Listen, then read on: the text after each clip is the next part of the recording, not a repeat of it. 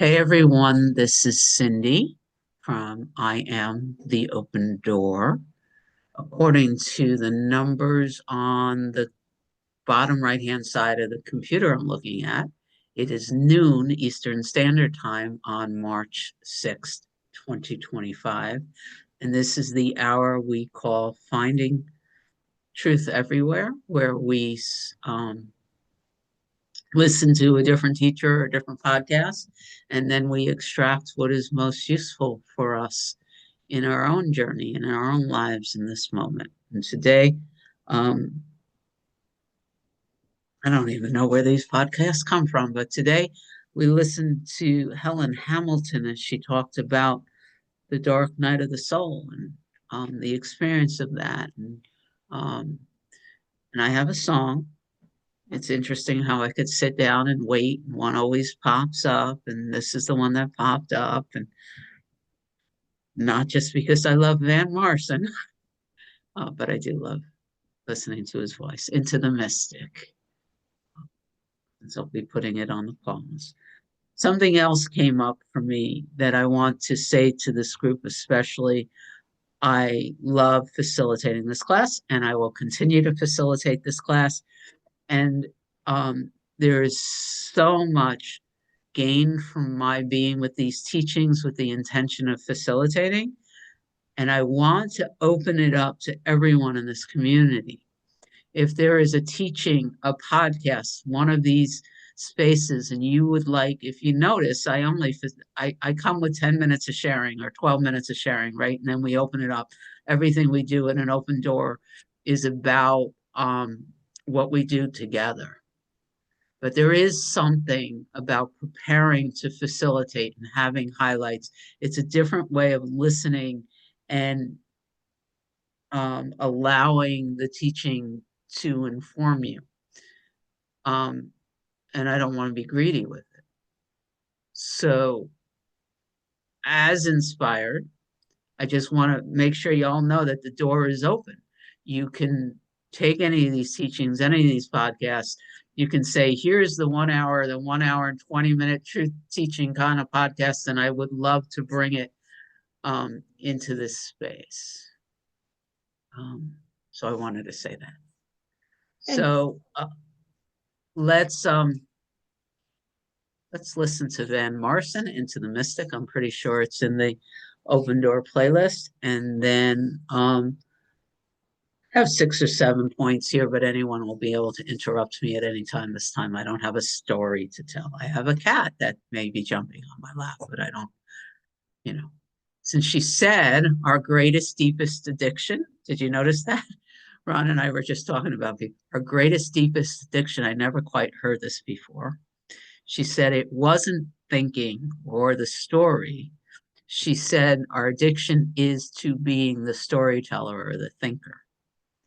And that's our deepest, deepest addiction. And I've been sitting with that pointing. So, all right. Putting it on pause, Barbie. You got your job. All right. Thank you. Yeah. All right. So interrupt me or raise your hand or unmute. Just start talking over me at any time. And actually, before I say a word, I want to give Ron an opportunity to say whatever she might want to say since she's getting in a car in a few minutes. I really appreciate that. I'm just anxious to sit with you guys with this. So thank you. Thank you. Did you mean to use that word anxious? Did I say anxious? Yeah. I don't know what I said. I heard anxious, but doesn't I mean guess that's yes, I'm anxious to hear the discussion. Like not in a fearful way, but she talked about those different energies, how we label them. It's anxious. So here's the first thing. I got so many points that showed up here, but here's the first one I'd like to talk to. Something happens. And I hesitate. Like, And like I'm awake now, like I had an experience, like life will never be the same. And I know some of us had those like amazing moments where like, right? But then she said that will often set off these dark nights or these intense emotional experiences, right? And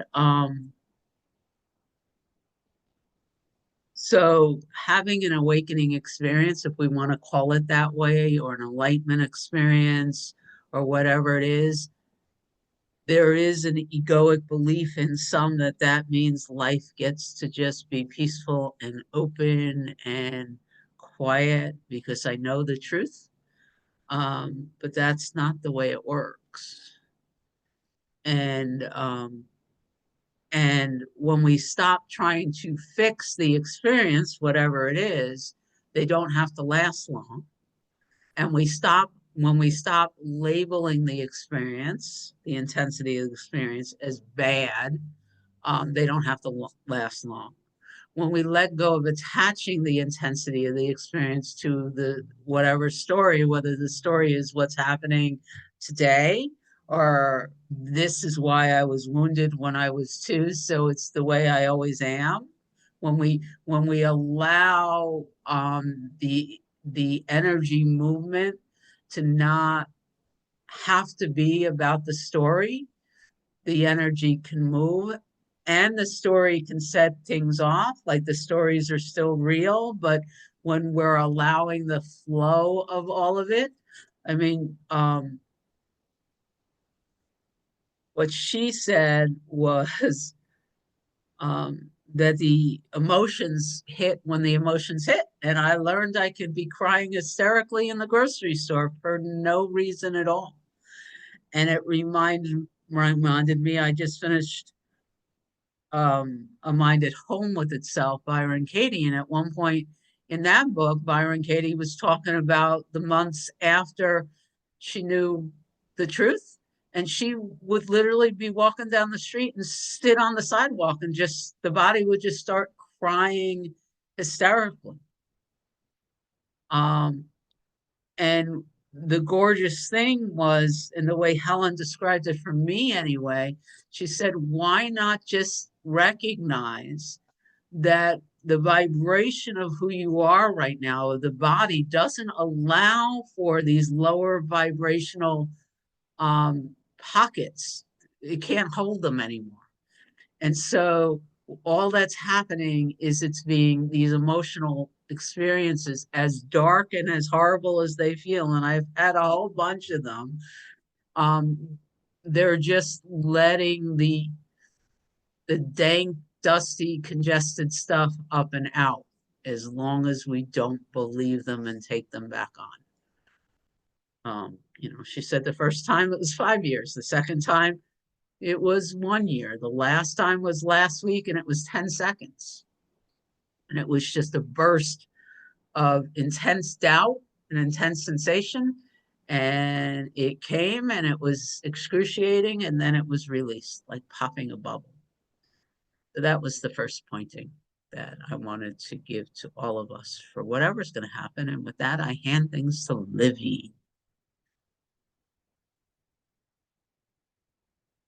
Hey, everybody. And I just wanted to piggyback on that. One thing that was helpful to hear was it doesn't always have to be an emotion, that it can be like, the doubt that she had. And it can be, uh, just so I was glad to hear that. And I have a whole mess of notes and I'm not going to look through all of them. But I just appreciated that fact that it doesn't have to be an emotion. It can be a doubt or, something related to thinking that just, bursts and is extraordinarily uncomfortable. And so I so appreciated that because I can tend to be thinking in black and white, either or, that kind of thinking.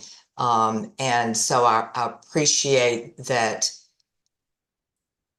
it's just allowing everything, just everything. And I really, really appreciated that. And, you know, I may be jumping the gun a little bit, but I so appreciated the spiritual SOS kit. I just really, really appreciated that, and the just having that this is actually a success happening. So there's a lot more I could say, but I just want to, but nobody else has their hand up at the moment. But and just that nothing can withstand the gaze of the divine love. And nothing is too intense for the divine love. And yeah, it just, there was so many things that were just so affirming about listening to her, and just just so much permission and not having to think. You know, there's nothing really to think about. It's just allowing, just being with, you know, and because I I'm grateful that not everything, like you already referenced, not everything has to have the story attached to it, you know, and that it's not really about a story. And so, yeah, I'm not finding my words at the moment, but I just really love that it's not always an emotion. So that was really, really helpful. Curious. So this SOS um spiritual, got a cat making a strange noise. There's two cats and a dog in this apartment this week, so it's a little bit different. And Maeve's not at all happy by it. Um, does anyone have one? Like, I understand, like, when you're in a dark night of the soul, and she was even talking about it, you feel like life sucks, it's over, all your spiritual practices for naught. There's often experiences where you can't show up for a spiritual practice. Um, um, I've been trusting lately. I haven't had an extended period like that in quite some time, but there are moments where it just is so heavy and so dark. And I'm just wondering if you have an SOS kit for those moments. Just reminding you, like, I love the fact, just this idea that that this body can't hold the lower vibrational dense stuff anymore. So it's coming up. For me, that was one of the things she said that just, you know, I plan intend to remember. It keeps showing up in my space. I've been having memories coming up recently that some of them are 50 years old. It's like I didn't know that really happened to me, and still they till they start showing up again. So reminding myself this is just the old coming up to be released because my system can no longer hold that density. um, it really gives me something to tether to. Trisha. Yeah, I'm having a dark night of the soul. I have some life-changing decisions to make at my glorious age. And it's heavy. It hurts. It's deep. It's old. I think I shared with you all that helpless and hopeless were part of being 3 weeks old. All of this stuff is coming up. So it is this lower vibration stuff coming up, and I'm glad it's coming up so I can learn how to let it go and to transform it. But it's having to sit because there's no decision, to surrender the decision making to HS, the Holy Spirit, the divine, to let go. And I'm doing that, but it's still heavy, and I don't exactly know what to do with it. except just allow it. That's all I have to say right now. Thank you for listening. Do you have an SOS toolkit? That, I mean, she was talking about putting I know. these words in the bathroom, in the car, and the wherever your meditation table to just just this idea that this is spiritual success, as opposed to feeding the story that failing. No, I think that that's a little bit of what I was referring to, that it's coming up, and that it was so affirming when she said, this is good. It's good that you're having this. It's that release. I'm So, just highlighting the fact that she also said that in the depths of this, you'll forget all of that. And yeah, so having these things written down where you are reminded on a regular basis is very useful. And even having that one person sharing and her alarm on her phone was going off because it reminded her, yeah, the alarm goes off and she gets this note that says, this is spiritual success. It just, yeah. Thank you. No, I don't have an SOS kit. So I guess it's time to create something. Thank you. Thank you Yeah. all. Thank you. Hey, David. Hey, I've been thinking about what I talked about before we went on air.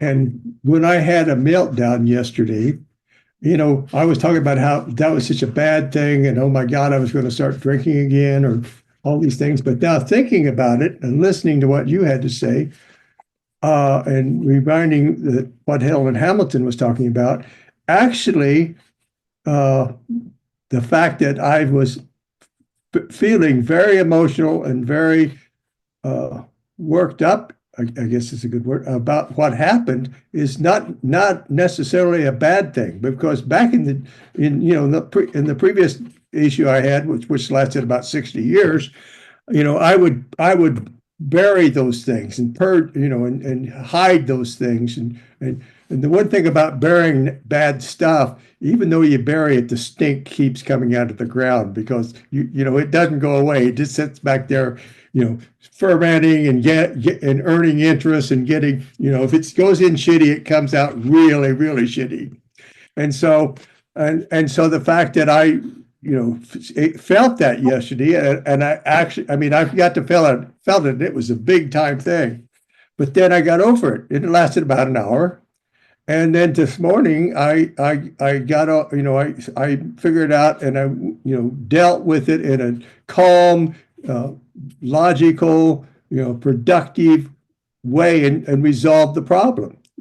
And so rather than just poke it down and feel sorry for myself for the next 20 years, if I can get that many in, I don't have to worry about that anymore. It's a done deal. And because it happened, I felt it, I got over it, I dealt with it, and now I don't. If it comes up again, at least I could be on friendly terms with it. But I don't think it's coming up again. So I think that's a plan. I hope I hope I can feel things when they need to be felt, and then look at them hard and figure out how to deal with it and what the plan can be, and then execute the plan. So it sounds like that's a better way to do stuff. And I have spoken. And I have listened. Mhm. Thank you. Who else wants to know what Mel's going to say? Oh, no. Thank you all. It's wonderful to be here. I actually have one thing I just wanted before I get going is I loved where she said everything, I kind of paraphrase it, everything is all right in the end. And if it isn't the end. That was kind of helpful. And I love the questions, the last two especially, were really powerful when they talked about the body and the emptiness. It just kind of I really kind of got that. Yeah. And that everything is emptiness, all these strong things, that are moving through us. Ultimately, they're actually just awareness. They're just emptiness. And that really was so helpful. And the other point was when we were talking about, the dark night of the soul, I don't think I've ever really experienced that. And I was reading about that. And I get, moments, but nothing like the intensity that you all are talking about. And I was starting to envy you. And I said, wow, maybe I need to somehow do something to try to get a dark night of the soul. You know, what can I do to get a dark night of the soul? And then I remembered Angela DeLulu. I write down little index cards from books if I'm reading sentences, and I'll write them down and I have a big box and I'll just pull them out. Well, I pulled out this is from Angela DeLulu's book. And this kind of really helped me. And he goes, life is brilliant. It will present exactly what is needed in any given moment. If we are able to stay with this momentary flow, realization will unfold with the synchronicity and intelligence of the cosmos. The entry point to our deepest truth is exactly where we are. Clear seeing means recognizing a thought as a thought, an emotion as an emotion, and a sensation as a sensation. This work is simple. The challenge is not to overcomplicate things, to develop a deep trust in the intelligence of life, to bring forth exactly what is needed moment to moment. And that just helped me so much. You don't have to go, the mind wants to go over and do all this, fix things and do this, but just relax. Life will bring you exactly what is needed for each moment for everyone. And that's such a relief, we're always taken care of in some way. So don't mute, because I have questions. Oh. The first thing, one of the things that came up while I was listening to Helen with deep gratitude, like crazy gratitude, was this understanding of how often the thinking mind thinks about other people and compares, right? And one of the things it's almost impossible to listen to Helen for any length of time and walk away with, she has something I don't have.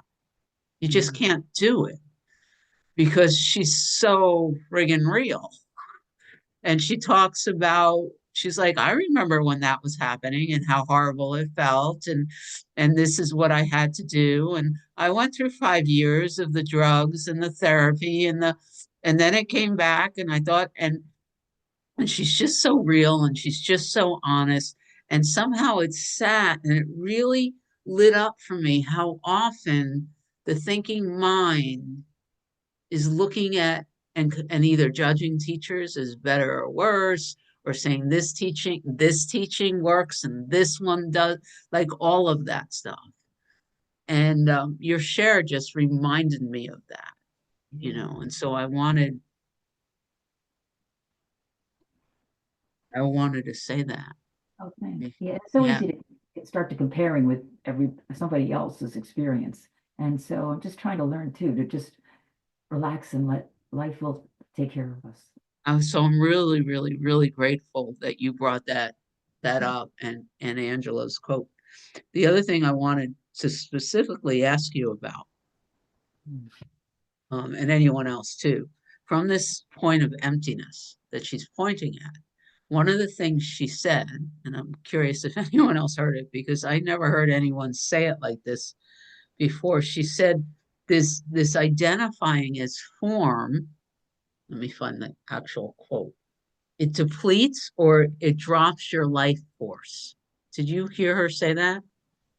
And I would love, Mel, I was sitting here really wondering what your take on that pointing was. We have this emptiness, we're in this flow, everything is open and beautiful. And when we start identifying as an object, a body within the form, by definition, what I was hearing her say is you drop your life force and you become less capable of getting yourself to the doctor, for instance. I think that's what they were talking about. So I was curious how that landed with I kind of got treating the body. Was it Lena or yeah? She was treating the body as an object, and then she got it that I'm not that. The body is actually formless. And when she switched over from seeing it as separate, as the body as a separate object, to seeing it as part of the emptiness, as actually emptiness, that's when she made the shift. So yeah, I know it's a hard leap to recognize everything we see, all these objects, that they are actually formless, or it's consciousness, the awareness of them that. It's this specifically pointing that like something here is, I don't know what.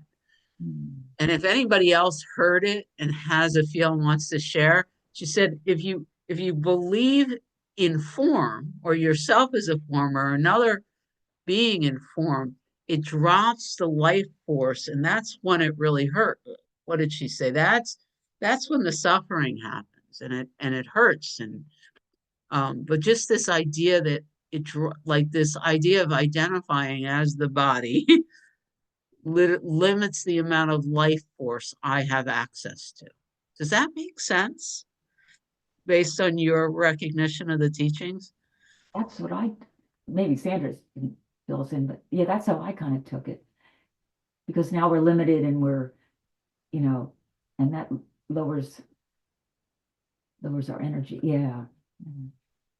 Sandy. I've really been walking around, and I noticed Amy's here too. I'm so excited that the dentist let you off. You got here. Thank you, Mel. Sandra. I'm excited too. But I have very clean teeth. Yay! Hey, Sandra. Yeah, hi everybody. Have to take a moment and connect. Yeah, that particular question, I have lots of responses to her beautiful satsang and what everybody's saying. That a lot. It was just so confirming. I thought the whole thing was confirming to what we talk about here and what I personally experience. As far as the life force, when I heard that, I just heard exactly what Mel said, that when we believe we are just the body, we're constricted, we're limited. I think even Rupert Spira talks about how it takes a lot to limit, for awareness to limit itself into the body. And so that's what I took that to mean. And to relate it back to this whole, the whole point of her message is that when we understand who we are, we bring that to the experience. And therefore I always feel like I'm just a broken record saying the same thing over and over again. I am a broken record. It's just going on round and round, and I'm saying the same things. But so I've talked before about embracing all of life, not just what we call the good. To me, what my eyes have been open to is that all of it, I'm all in, I'm all into all of it. And it's counterintuitive. We think that if we embrace suffering, that if we embrace what we call negative emotions or feelings or experiences, that it will get worse. So we try to avoid them. But it's actually the opposite.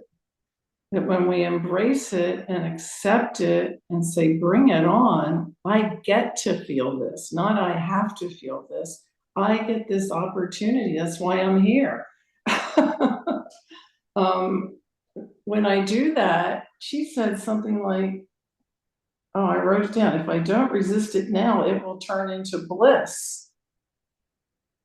She actually used that sentence at the very end with talking to somebody. And for me, what's happened is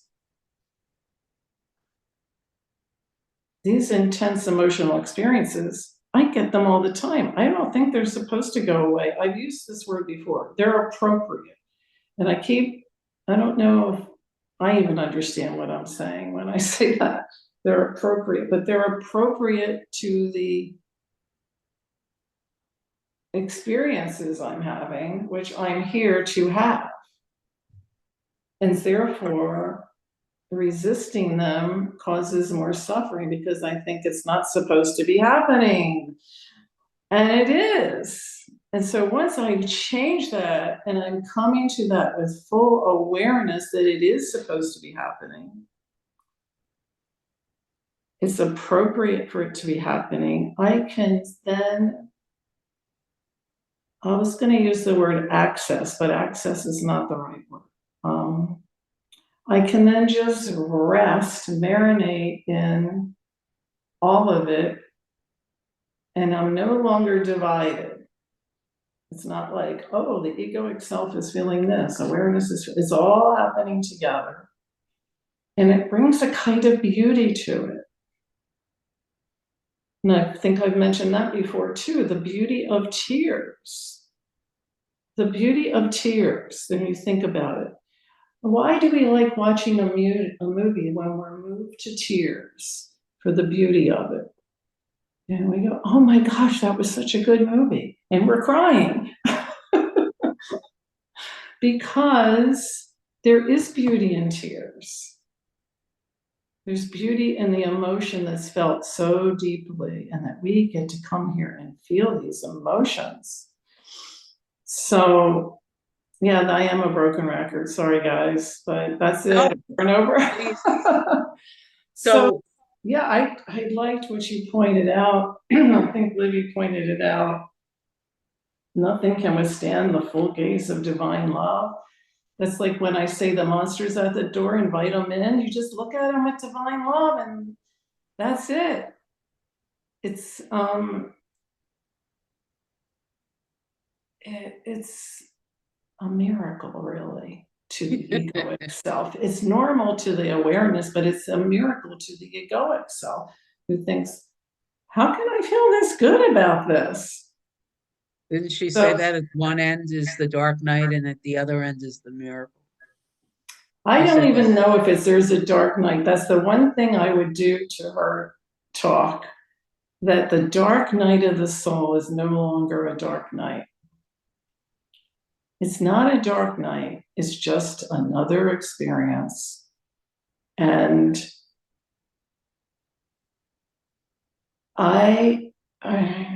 what did she say? Welcome it because it will be helpful. Well, she To said to me, fully all of experience it, yeah, all of it. I mean, I get your point, and I liked her point about how the awareness can't contain it anymore. But I almost feel like there's more to it than that. But I can't explain it. What I would say is all of it is helpful. The joy is helpful. The irritation is a little helpful to feel that. It's all helpful. It's not just that we have to go through the dark night of the soul to get to something. For me, it's not like that. I'm not saying I'm a definitive, I don't know. I just don't know. But I no longer feel like I have to get somewhere or get through things. It's more like I am blessed with the grace to experience this. I experience it. What did you just read, Mel? Life is brilliant. It'll give you exactly what you're supposed to have. Yes, your yes, share yes. reminded me of Angela's quote that Mel read. Yeah. Yeah, that was just so perfect. So I no longer fight it. It doesn't mean the egoic self likes all of it. It's almost like I cannot like it and be okay with it at the same time. So somebody try to explain that. No, Give yourself to it. Give yourself to it. I think were her words. Like, don't hold back. And then you're finally living authentically, let it happen. And she did say, feel peace at the same time. Yes, I wrote that one down too. So you were trying to say something, Cindy, and I think I talked over you. I apologize for that. I was just over and over when you were pointing to it. I wanted to say, does it feel like the quote that Mel read? And you highlighted this. It's the quote. It's like the quote that Mel read. So you covered it. And the only other thing I was going to say is just keep repeating yourself. It doesn't feel like a broken record. It feels like inspiration. And in all honesty, I'm hearing the same teaching arising from all these different mouths, which is why we're doing this. So I Well, don't ever want any of us to make a egoic decision that I shouldn't say this. I've said it before, or no one wants to hear from me. That's just Oh, I didn't really feel that. I just thought it was kind of funny that it sounds like I'm saying the same thing over and over again, because it is the same thing. And this week when we were doing training wheels and we were doing a lesson about escaping, and I said, I don't feel like I need to escape anything anymore. And it's true. And it feels so good. And oh wow, just we're all so blessed. Life is brilliant. Love that. Love you guys. love you. Hey, Amy. Hey, everybody. So glad to be here. Uh, um, I do want to escape illusion. I do. I want to escape ignorance. I want to rise above it. I want to realize that the ignorance is within the greater I am, my consciousness, and it's an experience. So I guess, escape, all of these are words, right? And the words are imperfect.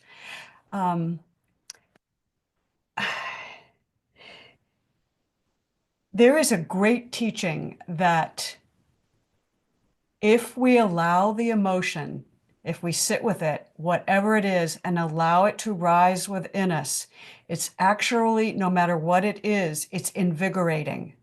It brings in a quality of vibration that the body in fear will say, I can't hold this vibration. I have to push it away. And so if we sit with that feeling, whatever it is, we notice that it comes in like a wave and goes out. And it can seem exhausting when it comes in and it goes out, and then it comes back in, and then it goes back out, then it comes back in and it goes back out. And at some point we go, oh, enough already. I've had enough of this. And that's the classic egoic game of trying to get rid of something by telling yourself you're not getting rid of it in order to get rid of it, right? So this whole thing is just a dance. It's such an amazing school that we are in, learning how to surf this wave back to the shore, right? It's just a whole wave that has things in it that we just can't even begin to understand. But the way that we surf it back to shore is by staying in consciousness, remembering what we are in truth, which is the conscious awareness of all of it arising within the empty space we are, and then letting it be. And we're going to fall down and get up, and fall down and get up. And it's not, I just want to caution, sometimes the dark night of the soul feels like absolute fucking shit.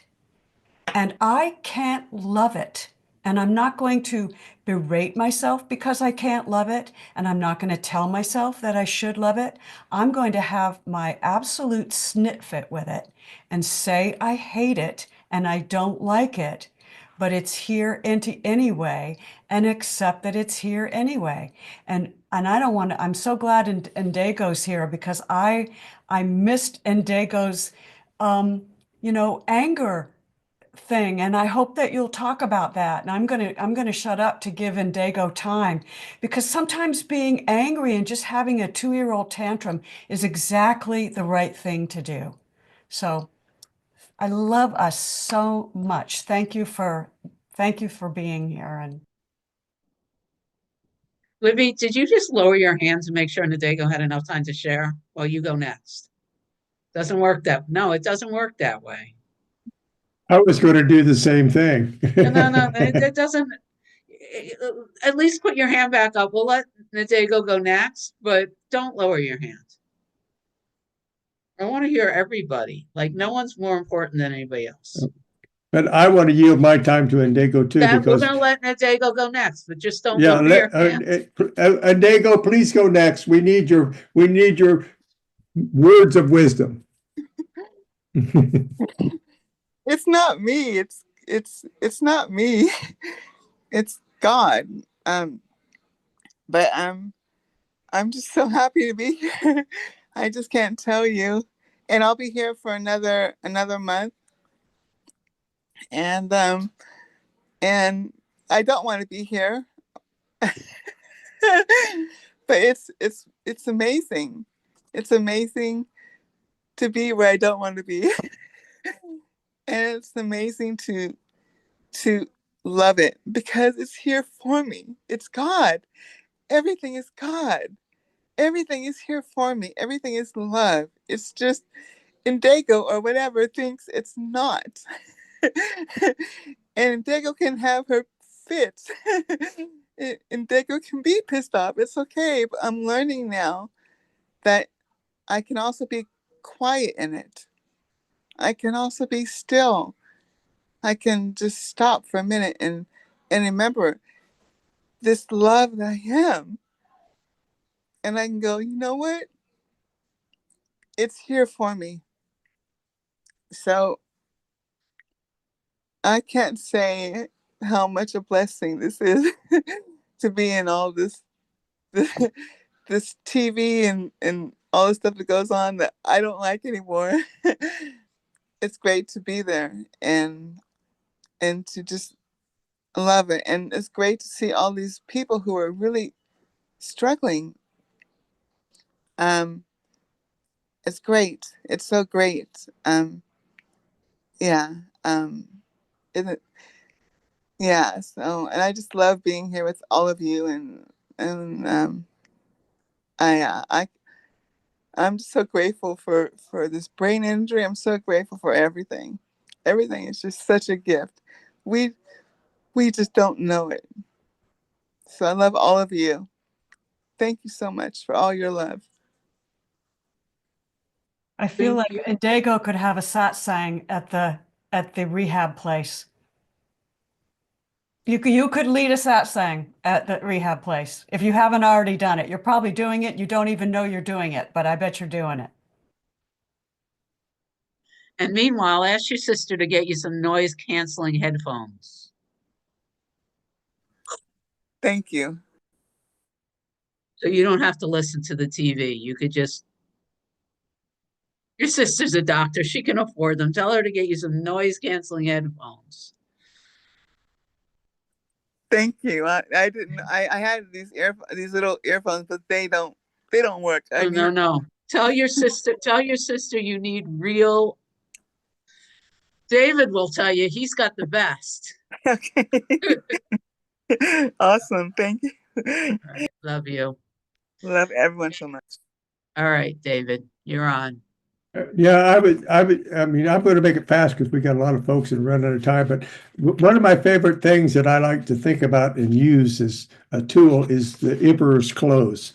And it seems like, I guess we're all the emperor, and we cover ourselves with the clothes of the armor. We cover ourselves with the body and hide in that and to protect ourselves from the dark night of the soul. And like I was alluding or talking about earlier, I need, all I have to do is take off that armor, stand naked in the sun and say, here I am, give it your best shot because I can handle it. And just let things be and love them and deal with them and not be afraid anymore and just live my life as best I can and take on and deal with and love everything that happens. So that's my plan for today. And if you decide that you hate it, you could find a way to love hating it. You know, if you can't love it, you can accept it. And if you Yeah. can't accept it, you can be willing to find a way to someday maybe accept it. Yeah, For- I recall, I'm talking again, but I recall when my wife had global amnesia like 2 different times, and we were talking, we were in the hospital, and she had no fear. She was like a baby with, an infant with the gift of speech. And so she had no memory, no fear. The only thing that was happening is right in front of her right that minute. And it was like, I became, I caught on, I grabbed a hold of that because I got to be the same way because that's all there was. And it was infectious. And it was like, oh, and we just had this greatest time in the emergency room. and and it was like, because she couldn't remember the past, she couldn't remember her story, she didn't have a story. And it was like, but she was right there, right now, and it was a glorious experience. Sounds a lot like Byron Katie's awakening experience, minus the trip to the hospital. Yeah, but yeah, I don't wish she has any more of those, but it was we loved that. Let's say that. Beautiful. Thank you. Okay, I'm done. For now. Patricia, you have your hand up. Oh, I did, and I don't remember what I was going to say, so we'll move on. oh, okay. Livy, I remember at one point when I was working and excuse me, David and William, but women have a certain thing that they go through once a month, and just we have different experiences than some men, I think. And I would have this poster like this, just this flyer in my cubicle that I felt like was a public service announcement. And it had like a really ragged out looking cat looking over its shoulder. And it said, "I've got PMS and a handgun. Any questions?" And I just felt like I was doing a service with that, because they needed to know. And I remember I went to get my hair done once, and this wonderful man would do it, and he said, "Well, how are you doing?" And I said, I'm just not doing good today, And he looked at me and he said, "Well, you just need a good sob. Have you seen the movie Beaches?" And I said, "No." He said, "Well, you get you the movie Beaches, and you get you some some ramen noodles or some comfort food or something." And I said, "Like what?" And he said, "Well, macaroni and cheese, some comfort food. And you watch that movie and you have yourself a good cry, you know." And I remember at one time I had so much rage, I could imagine myself literally picking up a table and throwing it across the room. And, after I find myself today, these days, like I'm still experiencing some high anxiety and allowing it to be there. And I find myself, avoiding seeing certain things or watching certain things because I am fearful of feeling. And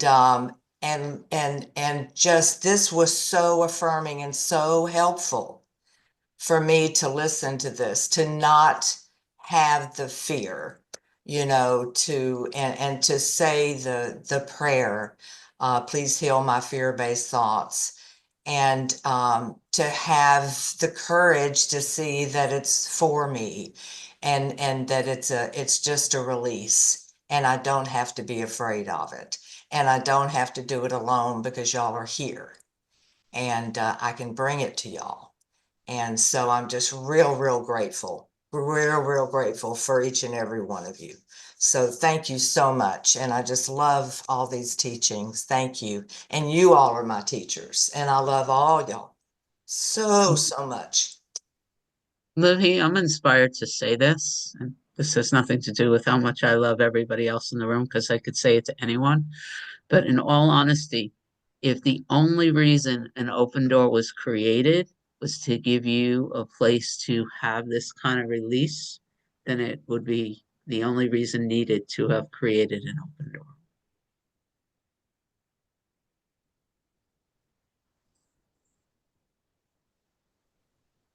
Spot All on, right, Amy. spot on, Cindy.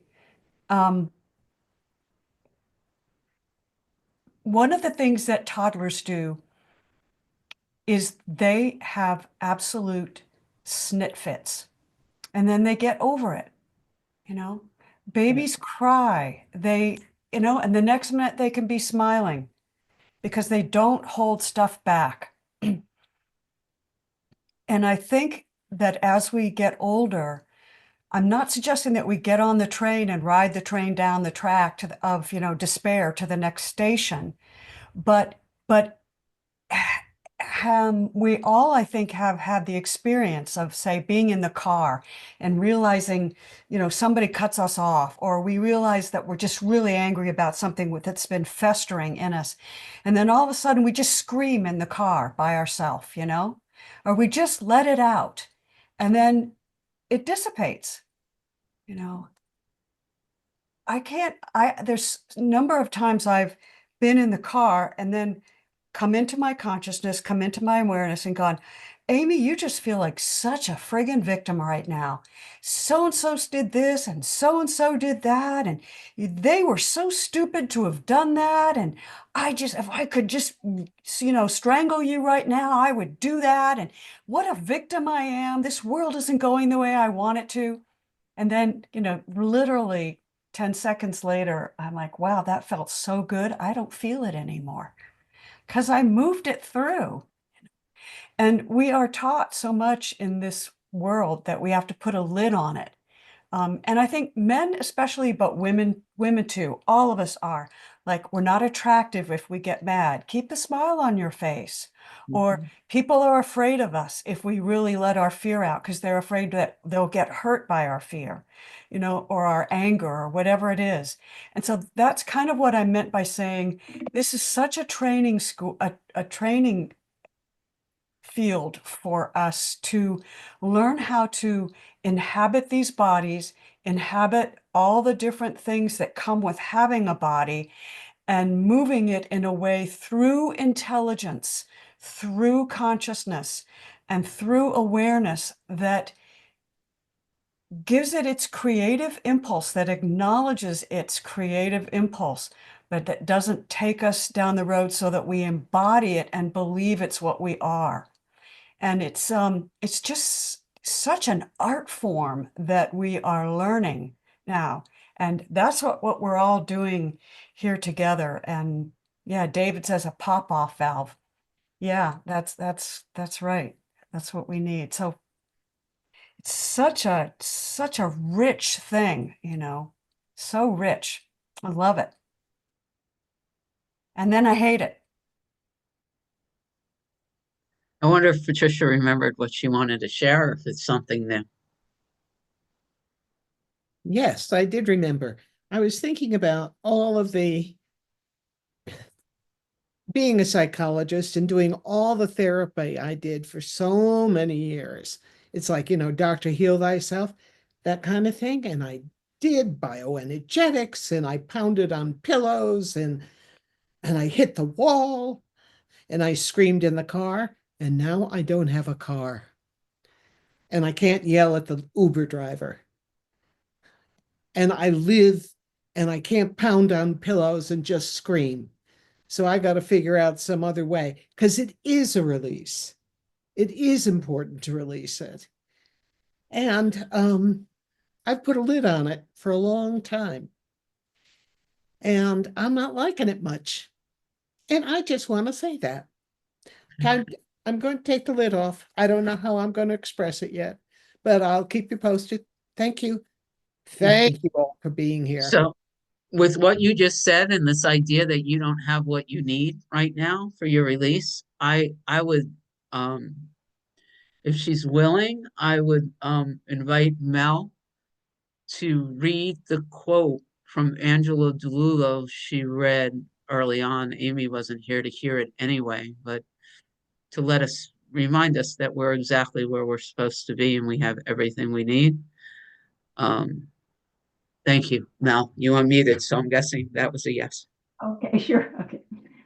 Life is brilliant. It will present exactly what is needed in any given moment.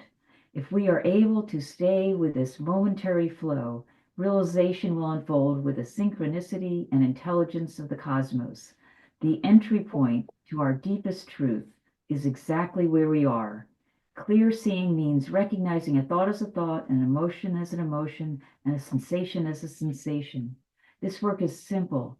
The challenge is not to overcomplicate things, to develop a deep trust in the intelligence of life, to bring forth exactly what is needed moment to moment. Thank you. And I saw that William had his hand up and went down, and so even you got the floor, William. You'll have to unmute though, please. First, Mel, what's the page number of that quote? I think I picked it from a couple places, but I have on my card page 354 to 355. Okay. I love it. Okay. And I just want to say something to Patricia. Wow. I guess it's just that I'm so in the moment with what you were saying. And I'm not feeling like I need to explode. I don't feel like I had to say anything today. And I'm giving myself permission just to be silent and identify with everything you said, having been a helper, fixer, psychologist for 50 years. And so it's that moment of connection. And I feel it, I feel it, I feel it, I feel it. And so I never know when I'm going to hear and get triggered. And I'm right there, right there. So that's what I wanted to say. And every one of you, and to me, it isn't just that the tears are beautiful. It's the feeling that goes with it. I always feel something across here, whether they're tears or not. And I look back, and I didn't understand it years and years ago when a man in my group would start tearing. I always listened to him. But it wasn't just the tears, it was the moment. And I guess that's what I enjoyed. Were always the moments when I would connect with all these clients. I was out of the way. And even as I'm talking, I just love going silent.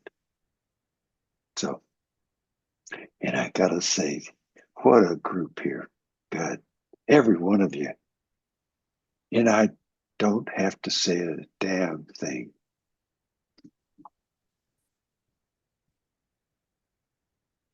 Trisha, did you have one more word before we stop the recording?